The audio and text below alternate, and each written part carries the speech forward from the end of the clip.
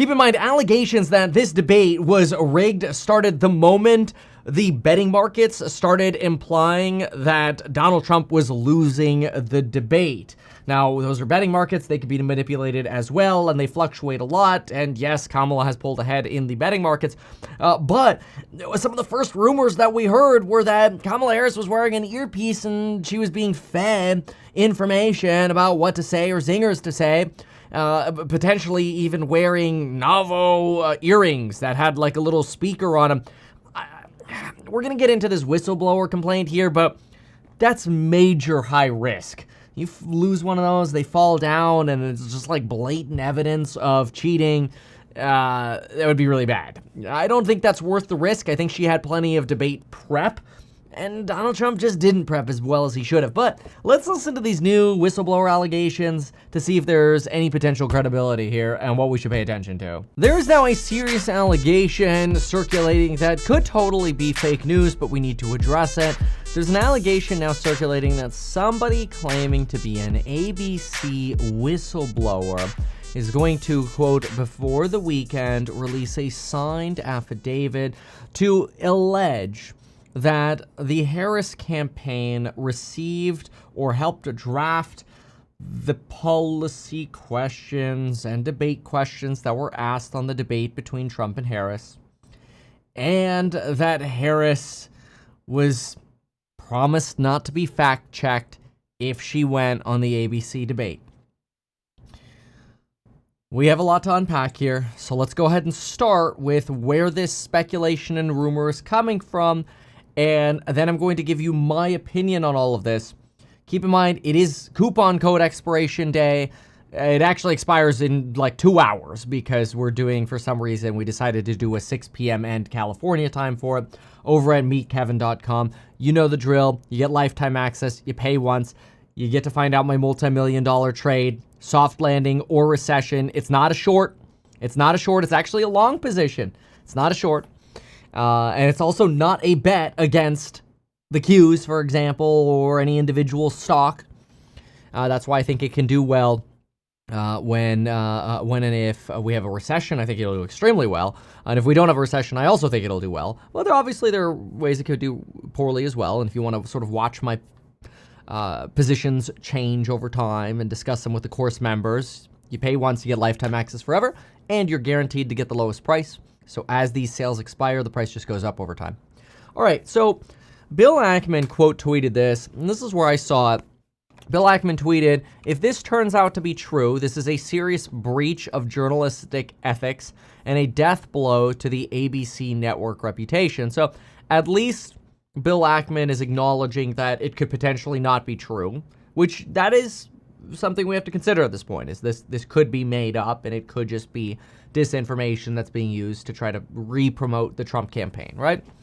Now, Rita here replies and says, the way moderators conducted the debate was a serious breach and death blow to ABC's reputation. Okay.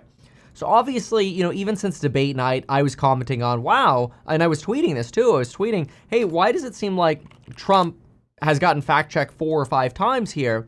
Now, in fairness, some of the stuff that Trump was getting fact-checked on, he should have been fact-checked on, and some of the things he should not have been fact-checked on. So some of the fact-checks were wrong, and some of them were accurate. But Kamala Harris, when she made a misstatement, like, for example, saying that Donald Trump suggested anti-Semites were very fine people, which we know this because you should look up the quote. Trump said there's some people in the crowd who are very fine, and then there are others who are very evil, right? Look up the quote yourself. Look at the context. There was no fact check of Kamala Harris. Okay, we called that out immediately when it happened. So we all saw the same debate. We knew this was likely to be a 3-1. There's a reason why I tweeted Trump should have prepared more. He knew this was going to be a 3-1 debate, but didn't come as prepared as he should have been. That led Kamala Harris land many attacks. I also argue that Taylor Swift is so good at branding, we all know she hates Trump. By endorsing Harris after the debate, Swift implies she made her decision during the debate. And then I wrote, yeah, right, she was always for Harris, but brilliant branding move, implying she was waiting for the debate to make up her mind, and therefore you'd be smart to make up your mind after the debate too. I love Taylor Swift, but I call BS on that one, okay? 57 minutes into the debate, Trump has not talked about the future. ABC needed to stay neutral. They have not. They fact-checked Trump, and they stayed on hard for Trump topics longer, right? Harris is doing well, not perfect, but respectable. She did very well. Wow, ABC has fact-checked Trump at least 3 to 4 times now. 0 fact-checks by ABC for Harris. Again, I didn't have too many fact-checks, I will say, for Harris either. But there were definitely a few opportunities to fact-check her. And I called him out. Anytime I saw him, I called him out. I'm like, no, that's wrong. That's basically, you saw me cover this live. There were more opportunities to fact-check Trump, but the fact that she got 0 fact-checks, and he got 4 to 5, is helping lead to the speculation that, okay, what kind of rigging was going on here? Now, the allegation apparently, and this is where we have to really question the source of this. Keep in mind, I don't like this release. I think this is kind of, it potentially is true, but it's also potentially total bullcrap. I hate how they're setting this up. So first of all, it's Black Insurrectionist. I follow back true patriots is the account. Okay, so far the source is a little loony already. And when you scroll through their profile, most of their tweets, or posts since it's now on X, are basically just all pro-Trump. Here is how the left honors 9/11, and, implying more terrorism comes from Trump. First it was DDoS attacks, now the mail. Basically everything about this person's channel is doing whatever Trump wants. It almost sounds like an alt for Trump. Will you join me in calling? Phone number 202-225-27777, whatever. This is the number for Speaker Johnson. Please tell him to shut the government down unless the SAVE Act is passed. We need every single person who believes in fair elections to show them. Please join them. It's already illegal to vote in an election if you're not a documented citizen. Obviously, the SAVE Act is designed to strengthen some of the prosecution here. But the account is certainly not an unbiased source, right? This is clearly a pro-Trump account. It may even be a Trump campaign account. Nonetheless, they are now staking their account reputation on the following. I will be releasing an affidavit from an ABC whistleblower regarding the debate. Okay, now first of all, an affidavit doesn't necessarily mean anything. An affidavit doesn't, what it is, it's a sworn statement. But anybody can make a sworn statement. If you went to, the cameraman at ABC and you're like, hey, 500 grand to you or to your wife so nobody sees it or whatever. I need you to sign a sworn statement that you swear you know something. It's still not proof, right? Proof would be, here's an email from ABC to the Kamala campaign. I'm just making an example of what proof would be. Obviously, there could be other forms of proof, recordings or whatever. A sworn affidavit is going to be on the weaker end of evidence. Actually, a sworn affidavit really isn't evidence at all. As Judge Judy could say, or would likely say, is hearsay. Even though it's sworn, it could be complete BS. I have just signed a non-disclosure agreement with the attorney of the whistleblower. Okay, so if there's an attorney of the whistleblower, is there going to be a lawsuit? Because if there's going to be a lawsuit, then there'll be evidence, and then we can actually go through it. The affidavit states how the Harris campaign was given sample question. Okay, you can't even have grammar flow here correctly, which were essentially the same questions that were given during the debate and separate assurances of fact-checking Donald Trump and that she would not be fact-checked. Well, it is true that she was not fact-checked, and it is true that Donald Trump was fact-checked, and we know ABC leans left. This is not evidence that ABC did release questions, nor is it evidence that ABC gave assurances that there would be fact-checking of Trump. Accordingly, the affidavit states several other factors that were built into the debate to give Kamala a significant advantage. I have seen and read the affidavit, and after the attorney blacks out the name of the whistleblower and the other information that could dox the whistleblower, I will release the affidavit. I will be releasing the affidavit before the weekend is out. Okay, so now if we have an anonymous affidavit and no evidence, we really have nothing. This could be complete fugazi. It could literally be Donald Trump that is the ABC whistleblower. You know, like, I was there that night, and it's literally Donald Trump. Yeah. So I take this with a substantial grain of salt. But I will say, would it surprise me that, you know, maybe verbally the Harris campaign was given a promise not to be fact-checked? No, it wouldn't surprise me. And would it surprise me that the Harris camp had some of the questions beforehand? No. But then again, let's be real. Do we really think that either campaign didn't know these things would come up? I mean, think about the flow of the campaign. I mean, I certainly didn't have any answers beforehand. And I knew Trump was going to get asked about abortion, and I knew he was going to F it up. That's not a hard prediction to make. It's not a hard prediction at all, in fact, to make.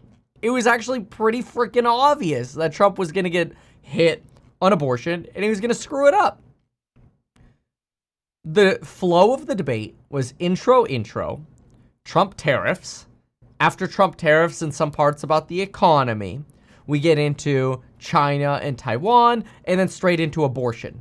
All of these are super predictable topics. We get into IVF, we get into Afghanistan, we get into liability for presidents via the Supreme Court, we get into J6. None of this was a surprise. There was not a single surprise topic here. You could have prepared for all of this.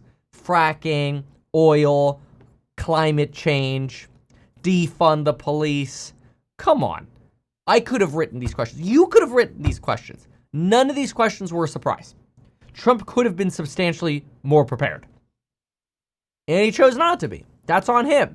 I think it may have been an ego thing, but honestly, this debate is just going to blow over, and we're still going to have a tight election here.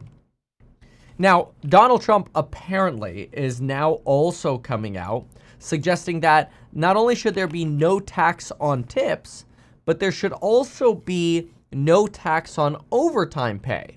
Now, boy, that would be really interesting because overtime pay is usually time and a half to double time pay, right? You work more than 8 hours, you usually get time and a half. You work more than 12 hours in a shift, you get double pay.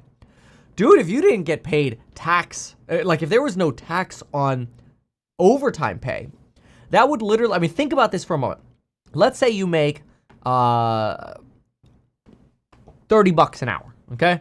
$30 an hour. And on overtime, you make $45 an hour.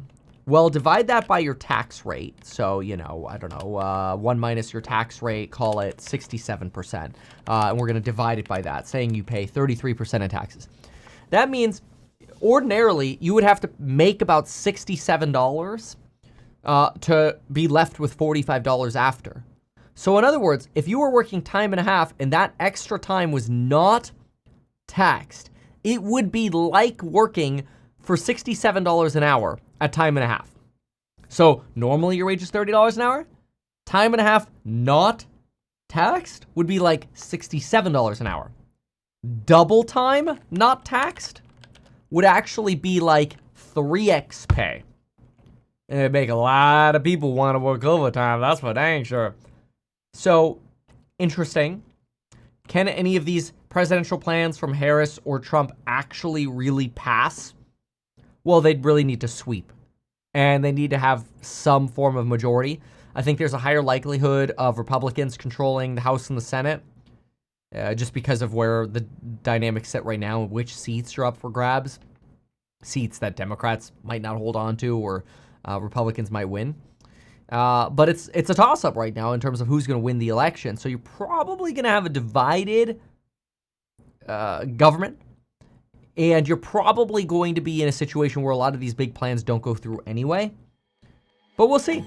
Certainly not going to be like 2008 where you had 60 votes in the Senate for Democrats and you're able to basically have a filibuster-proof majority and you could slam dunk whatever you want, like the Affordable Care Act or otherwise, Obamacare. We'll see. Either way, I saw this news, wanted to cover it. We got a coupon code expiring in 2 hours. Thank you so much for watching. We'll see you in the next one. Go to meetkevin.com to learn more. If you have questions or for some reason you missed the coupon, whatever, email us at staff@meetkevin.com. Thanks, bye. Why not advertise these things that you told us here? I feel like nobody else knows about this. We'll try a little advertising and see how it goes. Congratulations, man. You have done so much. People love you. People look up to you. Kevin Paffrath there, financial analyst and YouTuber. Meet Kevin. Always great to get your take. Even though I'm a licensed financial advisor, licensed real estate broker, and becoming a stockbroker, this video is not personalized advice for you. It is not tax, legal, or otherwise personalized advice tailored to you. This video provides generalized perspective, information, and commentary. Any third-party content I show shall not be deemed endorsed by me. This video is not and shall never be deemed reasonably sufficient information for the purposes of evaluating a security or investment decision. Any links or promoted products are either paid affiliations or products or services we may benefit from. I also personally operate an actively managed ETF. I may personally hold or otherwise hold long or short positions in various securities, potentially including those mentioned in this video. However, I have no relationship to any issuer other than HouseHack, nor am I presently acting as a market maker. Make sure if you're considering investing in HouseHack to always read the PPM at househack.com.